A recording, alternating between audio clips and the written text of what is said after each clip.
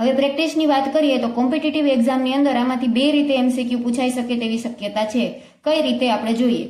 એક તો એવી રીતે પૂછાય કે આપેલું વાક્ય આપેલું હોય ક્વેશ્ચનની અંદર અને પૂછે કે નીચેનામાંથી કયા કયા શબ્દો છે એ સંજ્ઞા છે. ઓપ્શન આપેલા હોય ભારત, બીજો ઓપ્શન હોય આપણો, ત્રીજો ઓપ્શન હોય દેશ અને છે, એવી રીતે.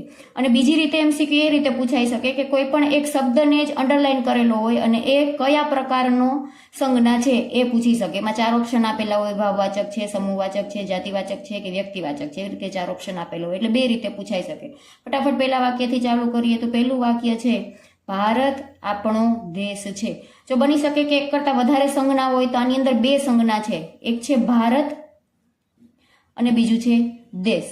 તો એમાં ભારતની વાત કરીએ તો ભારત એ સ્પેશિયલ આપણે એક દેશનું નામ છે. ભારત જેવો બીજો કોઈ દેશ નથી, એટલે જેના જેવો બીજો કોઈ પ્રકારનો હોય, માત્ર એક અને એક જ વસ્તુ દુનિયામાં અવેલેબલ હોય તો એને આપણે વ્યક્તિવાચક કહીએ છીએ. સ્પેસિફિક કહી દીધું હોય એટલે તો આ ભારત છે એ વ્યક્તિવાચક છે. અને દેશ છે તો દેશ શબ્દ છે એ આખા એક વર્ગને રિપ્રેઝેન્ટ કરે. દેશ એટલે, અને મેં કઈ રીતે યાદ રખાયું હતું સમજૂતીના વિડીયોમાં, કે જેના ઘણા બધા પ્રકાર પડતા હોય. જેમ કે દેશની વાત કરું તો દેશ એટલે કયો દેશ, એશિયાનો દેશ છે, આફ્રિકાનો દેશ છે, કયો દેશ છે, તો એના ઘણા બધા પ્રકાર હોઈ શકે. એવા શબ્દને કેવો કહેવાય? જાતિવાચક. તો આ જાતિવાચક છે. બીજું, પ્રાણીઓ આપણા મિત્રો છે. તો આની અંદર પણ બે સંજ્ઞા છે. એક છે પ્રાણીઓ અને એક છે મિત્રો. તો પ્રાણીઓ છે તો આમાં પણ ફરી પાછું જાતિવાચક. કઈ રીતે? કે પ્રાણીઓ એટલે ઘણા બધા પ્રકારના. કયા પ્રાણીઓ? આપણે પાલતુ પ્રાણીઓ હોય કે પછી જંગલી પ્રાણીઓ હોય, નાના પ્રાણીઓ, મોટા પ્રાણીઓ, 4 પગવાળા, 2 પગવાળા, કોની વાત થયેલી છે કાંઈ મેન્શન કરેલું નથી. એટલે જેના ઘણા બધા પ્રકાર અવેલેબલ હોય એને આપણે જાતિવાચક કહીએ છીએ. તો આ જાતિવાચક છે. અને મિત્રોમાં પણ એવું જ છે જાતિવાચક. કઈ રીતે? તો કે મિત્રો, પણ કેવા મિત્રો? કેટલા બધા પ્રકારના, કંઈ પણ મેન્શન કરેલું નથી. કયા પ્રકારના મિત્રો? તો કે સ્કૂલના મિત્રો હોય, કોલેજના મિત્રો હોય, ઘરના મિત્રો હોય, શેરી મિત્રો હોય. કયા મિત્રો? ઘણા બધા પ્રકાર છે. તો જેના ઘણા બધા પ્રકાર પડી શકતા હોય એવો શબ્દ છે એ કયો છે? જાતિવાચક સંજ્ઞા. તો આ જાતિવાચક સંજ્ઞા છે.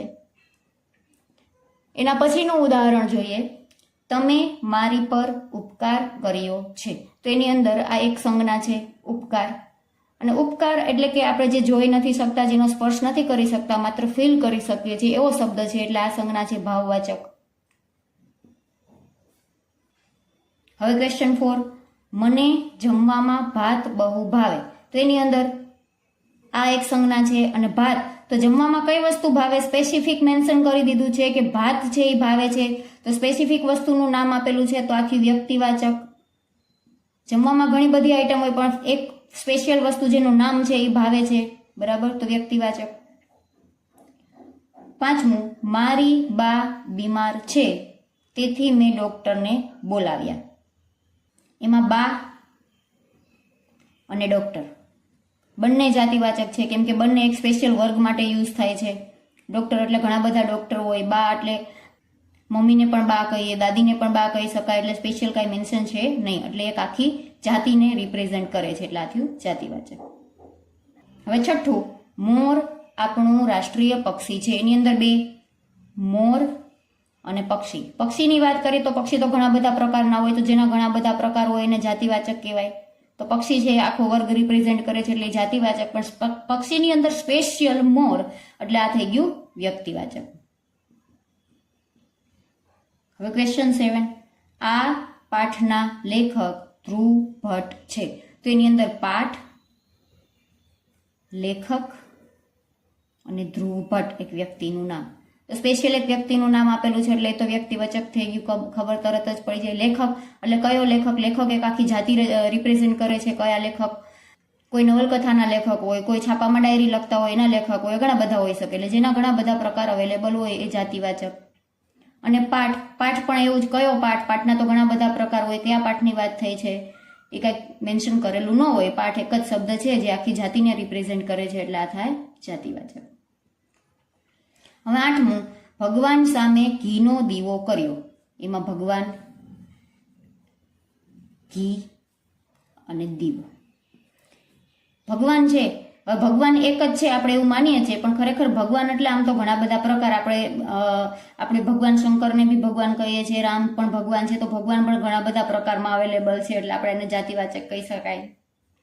ઘી છે એ દ્રવ્યવાચક છે, કેમ કે એ વસ્તુનું નામ છે જેને આપણે જોખી શકીએ, માપી શકીએ. અને દીવો છે, તો દીવા તો ઘણા બધા પ્રકારના હોય. નાઇટ લેમ્પને આપણે દીવો કહીએ. પછી મીણબત્તી એક પ્રકારનો દીવો છે, તો કયા પ્રકારનો દીવો? તો જાતિવાચક ઘણા બધા પ્રકાર હોય, એને શું કહીએ છીએ આપણે? જાતિવાચક.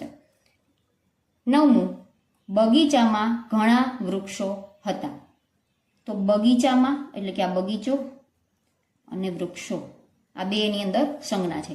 તો બગીચો તો કયા પ્રકારનો બગીચો? સેન્ટ્રલ પાર્ક હોય એને બગીચો કહેવાય, કોઈનો પ્રાઇવેટ બગીચો હોય એને બગીચો કહેવાય, બોટનિકલ ગાર્ડન આપણે જે હોય છે એને પણ આપણે બગીચો કહીએ છીએ. તો બગીચા પણ ઘણા બધા પ્રકારના હોઈ શકે, તો એ છે જાતિવાચક. અને વૃક્ષો બહુવચન છે, બહુવચન આવે ત્યાં હોય સમૂહવાચક. 10મું, ગંગા અમારી ઘરે કામ કરવા આવે છે. એમાંથી સંજ્ઞા છે ગંગા. ગંગા છે એ કોઈ સ્પેસિફિક વ્યક્તિનું નામ છે. જ્યારે વ્યક્તિનું નામ આવે એ થયું વ્યક્તિવાચક. એનો પછી 11મું, ગંગા દેશની સૌથી લાંબી નદી છે. એમાં 3 છે, ગંગા, દેશ અને નદી. એમાં ગંગા એ સ્પેસિફિક નામ આપી દીધું છે નદીનું, એટલે એ વ્યક્તિવાચક થયું. દેશ છે એ આપણે પહેલા જ ઉદાહરણમાં આવી ગયું, જાતિવાચક થયું. અને નદીના પણ ઘણા બધા પ્રકાર હોઈ શકે, બરાબર? તો જેના ઘણા બધા પ્રકાર અવેલેબલ હોય એને આપણે જાતિવાચક કહીએ છીએ.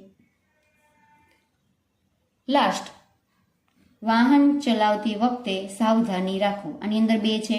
પહેલી સંજ્ઞા વાહન, બીજી સંજ્ઞા સાવધાની. તો વાહન છે, તો વાહન ઘણા બધા પ્રકારના હોઈ શકે. 4 વ્હીલર, 2 વ્હીલર, એરોપ્લેન, બધાને વાહન કહેવાય છે. તો વાહન છે એ જાતિવાચક, કેમ કે ઘણા બધા પ્રકાર અવેલેબલ છે અને આખી જાતિને રિપ્રેઝેન્ટ કરે છે. અને સાવધાની, ટચ ના કરી શકાય, જોઈ ના શકાય એવો જે શબ્દ છે, માત્ર જેને ફીલ કરી શકાય, તો એવો શબ્દ છે એને આપણે શું કહીએ છીએ? ભાવવાચક. તો સાવધાની છે એ ભાવવાચક. બસ આ વિડીયોની અંદર આટલું જ. હવે મળીએ પાછા નવા વિડીયોની અંદર નવા ટોપિક સાથે.